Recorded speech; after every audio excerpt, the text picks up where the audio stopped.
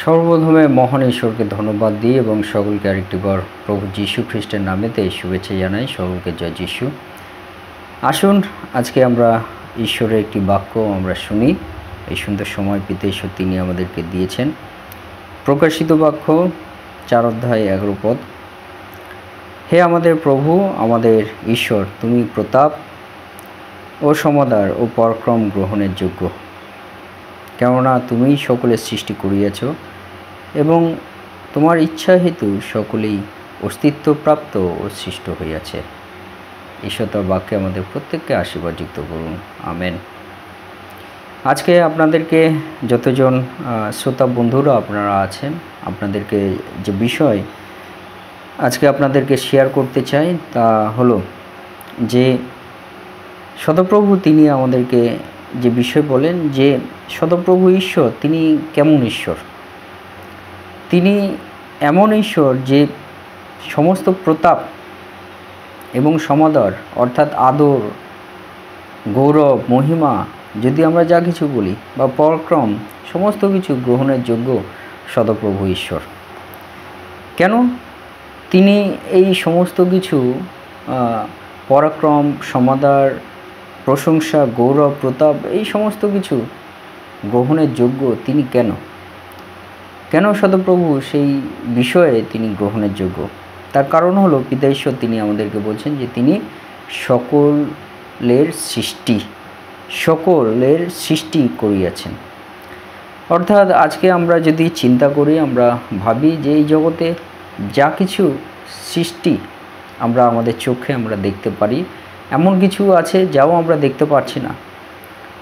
সেগুলো টেলিস্কোপ, দূরবীন এগুলো ব্যবহার করে আমরা সেই সব বিষয়গুলো আমরা এই জগতে সৃষ্টি আরও অনেক বিষয়গুলো আমরা দেখতে পাচ্ছি এবং আমরা শুধু আমাদের চোখে যেগুলো দেখতে পাচ্ছি এইগুলো আমরা সৃষ্টি আমরা দেখতে পাচ্ছি, কিন্তু এর মধ্যেও আরও অনেক কিছু সৃষ্টি আছে যেগুলো আমরা দেখতে পাচ্ছি না। পিতা ঈশ্বর বলছেন যে তিনি সকলের সৃষ্টি করিয়াছেন, সেই জন্য প্রতাপ, পরাক্রম, গৌরব সমস্ত কিছু গ্রহণের যোগ্য সদাপ্রভু ঈশ্বর।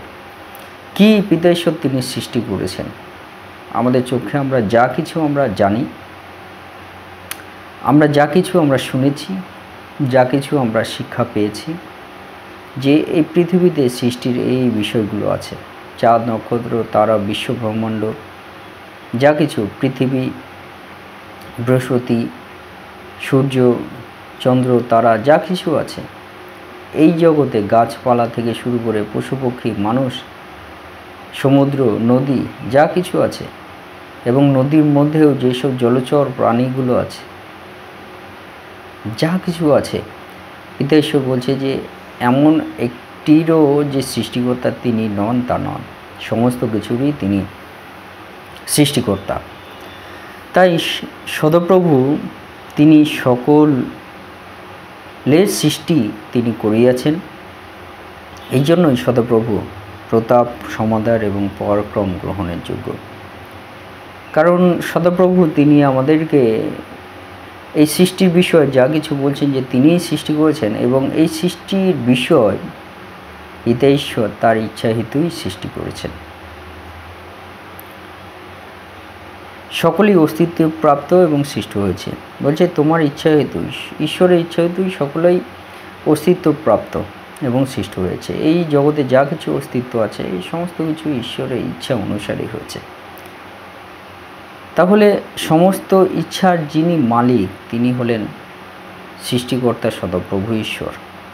তাই সেই সৃষ্টিকর্তা সদাপ্রভু ঈশ্বরকে যদি আমরা জানি, প্রকাশিত বাক্য 4 অধ্যায় 11 পদ আমরা পাঠ করলে আমরা দেখতে পারব। তাই সেই সদাপ্রভুকে আমরা যেন গৌরব, আমরা প্রশংসা এবং ধন্যবাদ দিই, কারণ সত্যিই তিনি সকল সৃষ্টি তার হস্তে হইয়াছে, আমরা ঈশ্বরের বাক্য থেকে দেখি। তাই আমরা যেন তার গৌরব, মহিমা এবং সমাদর আমরা করি, কারণ তিনি প্রকৃতই সদাপ্রভু, তিনি প্রতাপ এবং গৌরব এবং পরাক্রম সমাদর গ্রহণের যোগ্য। ঈশ্বর তার বাক্যে আমাদের প্রত্যেককে আশীর্বাদ যুক্ত করুন। আমেন।